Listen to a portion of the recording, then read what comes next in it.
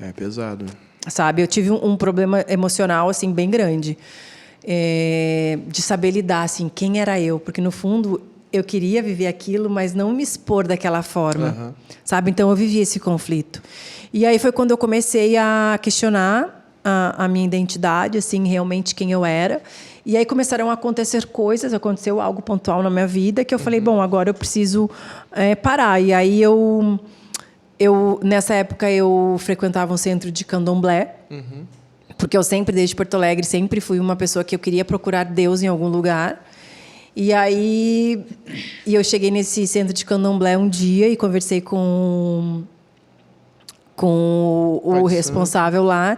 E aí eu contei para ele como é que estava a minha vida e tal, queria mudar algumas coisas da minha vida. E aí eu falei que eu tinha uma amiga que era evangélica, minha melhor amiga era evangélica, falava de Senhor para mim, de Jesus, abria a Bíblia, lia, e eu ia também em células, mas algumas coisas me confrontavam. Eu falava, não, isso não, imagina, isso... Sim, onde porque apertava... o cristianismo confronta, ele tira você do seu lugar de conforto, com certeza.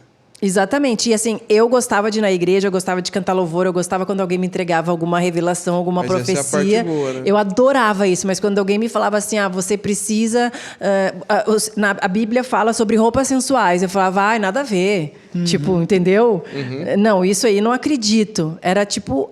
os meus padrões você filtrava também. só o que você queria ali da moldar Bíblia. a religião ao que você queria. Ao que eu queria. Eu nem sabia quem era Jesus, não Sim. sabia nada, gente. E aí, nesse dia, eu contei que a minha amiga era evangélica, e ele falou assim, a gente nem coloca as mãos, a gente nem mexe com esse povo, porque eles têm realmente algo maior sobre a vida deles. E aí, quando... Teve essa conversa. Teve essa revelação. Teve essa revelação Ele te lá. ajudou no processo. Não, ele me ajudou muito. Me evangelizou. E aí, quando eu ouvi isso, eu falei assim, é isso que eu quero. É isso que eu quero viver. Eu quero o mais forte que ela tem. Eu não quero mais viver através de homens, ter que estar procurando pessoas para fazer isso e aquilo. Porque, no fundo, eu procurava, mas eu nem sabia o que era a palavra, nem que era Jesus. É tipo assim, faz um negocinho aí para mim. Né? Entendi. Era assim, faz um negocinho aí para eu me dar bem na vida, faz um negocinho para eu ter dinheiro. Era a minha vida, essa é a minha experiência, como eu vivi. E aí eu chamei um pastor e uma missionária para orarem na minha casa, porque eu já tinha ido numa célula uma certa vez, e eles tinham deixado o telefone com essa minha amiga e falaram, olha, você dá o telefone para a Lise e um dia ela vai nos ligar. E eu gravei aquilo, e eu falei, Pri, chama o pastor e a missionária para orar aqui em casa. E eles começaram um propósito de quarta-feira de oração. E quando eles chegaram na minha casa, eu ainda bebia, eu ainda ia para balada, eu ainda tinha um monte de santo na minha casa, um monte de coisa. Eles nunca falaram nada para mim. Tipo assim, você precisa tirar isso, você precisa parar com isso. Entendiam que é um processo e quem convence é o Espírito Santo. Exatamente, nunca falaram nada. E com o tempo, os meus olhos foram abrindo e eu comecei a ver assim, isso não faz sentido. Né? É eu e Deus, é eu e Jesus. E aí eles começaram a orar em casa. Eu tive um sonho com Jesus, que Jesus me chamava na beira da praia, porque assim, eu fiquei muito mal financeiramente. Sério? Eu comecei a largar um monte de coisa, sair da televisão, o meu dinheiro começou a acabar. E a minha vida começou a mudar, assim, Foi de tudo que eu vivi financeiramente, de tudo que eu vivi, que eu achava que era bom, na época da fama, que eu olhava e falava, caramba, eu estou vivendo a vida que eu pedi a Deus. Eu comecei a abrir os olhos e ver que realmente a verdadeira vida, a verdadeira identidade, quem eu era, os processos de quem eu sou, começaram a acontecer. Muito além daquilo. Quando eu comecei realmente a saber quem eu era. Porque a fama proporciona muita coisa, né? Você falou sobre as oportunidades. É igual, falar para você, a gente vive um negócio igual Morada. Você pega ali lugares, regiões, Belfort Roxo, esses negócios que a gente... Você quer dar o nome mesmo, então. Taubaté, olha que glória. Mas, cara, essa vida é muito interessante quando você... É diferente quando você tem uma experiência com Jesus pela dor. No seu caso, você foi abrindo os olhos, né? Eu acho que tem o seu peso, porque assim... Não, mas eu tive uma dor muito grande. Sim, mas na grande maioria das pessoas, muita gente, e isso não é errado, tá? Conhece Jesus pela dor em si ou por uma necessidade. Né? Mas quando você começa a ver que o que você vive não faz sentido, começa a substituir por Jesus aquilo, É muito bonito isso. Mas na verdade, a minha conversão ela foi por uma dor, porque quando aconteceram coisas pontuais que eu vi assim, foram coisas que foram falando de mim, foi por uma dor. Ninguém poderia te saciar no ser Jesus. Exatamente.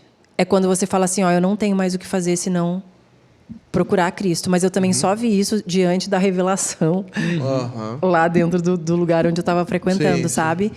E agora, tem uma coisa que é muito importante que a gente fale, assim, a fama, a gente tem que tomar muito cuidado com ela. Porque no meio gospel também existe a fama. Sim. Entendeu? E muitas vezes a gente tem que cuidar para não trocar o púlpito por palco. É verdade. Entendeu? Porque quando a gente troca e a gente quer saciar o nosso próprio ego, a gente pode também fazer do púlpito um palco. E você nem percebe. Né? E nem percebe. E começar é a mesma coisa. Eu vou te falar, é a mesma coisa. Sabe? A única diferença é que muitas pessoas, às vezes, usam o púlpito para falar sobre ou para viver algo que vão beneficiar elas próprias, quando na verdade a gente tem que estar com a consciência de que a gente está lá servindo ao Senhor e pronto, é ego puro, ego, vaidade, orgulho. E isso é uma coisa que eu falo muito, como eu já vivi isso, é uma coisa que eu falo muito com meu marido, sabe? Hoje a gente tem uma igreja, né? A igreja é do Senhor, a igreja não é nossa, a gente só está, né? Vocês pastoreiam a igreja? Isso, a gente pastoreia a igreja. E uma coisa que eu falo para ele Trouxeram assim, de outra igreja ou iniciaram a célula de vocês? Iniciaram, da nossa célula, ela virou uma igreja. Quanto tempo? Todo o processo tem 8 anos. Sim.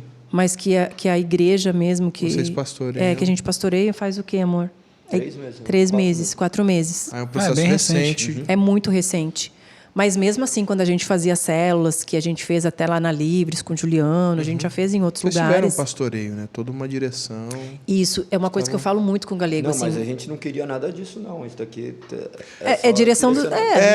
obediência, direção do Senhor. direção. Não tem nada a ver, não almejava nada disso. Pelo contrário, geralmente, né? Quando a pessoa tem a vocação, ela não é pra mim, não quero. E acontece, porque já é a direção de Jesus. É o que acontece. E uma coisa que a gente conversa muito é sobre isso, é sobre ego e vaidade, assim, porque também tem o poder de nos colocar, de falar assim, quando você sai e fala assim, nossa, sua pregação é excelente. Te dá poder, essa é a verdade. Te dá poder. Sim. Entendeu? Nossa, você é um fenômeno na pregação, sei lá. Não, ninguém fala isso para nós, mas, por exemplo, dando exemplo, entendeu? Isso é muito perigoso, ou né? Cantando, ou tocando, ministrando. Eu vi um podcast até do Thales com o Jesus Cop. Apenas mudam, né? Sim. E nós também somos muito amigas do Thales, e eles são uma bênção, assim, ele e a Dani na nossa vida, mas eu vi um podcast dele falando exatamente sobre isso, assim, eu me conheço, eu sou uma pessoa que se eu sair do palco, não fala pra mim que eu canto bem ou que eu prego bem, porque isso eu sei onde vai me levar, eu conheço o ego que eu tenho. Ele luta contra isso. Luta contra isso, e muita gente luta contra isso, então nós precisamos entender que a gente não é nada, a gente é insuficiente. Não adianta a gente todo dia acordar assim, com aquelas palavras de autoafirmação, eu posso, eu consigo. Nós somos insuficientes diante de Deus. Mas nós servimos um Deus tão grandioso que nos capacita todos os dias a executar aquilo que Ele tem para fazer através de nós. Tudo posso naquele que me fortalece. Exatamente. A gente tem que terceirizar a glória, a capacidade, porque o querer e o efetuar vem dele. Só dele. Se a gente achar, hoje eu vou levantar e vou fazer do meu jeito, vai dar errado alguma coisa. Pode pensar, ter certeza. Dependência é...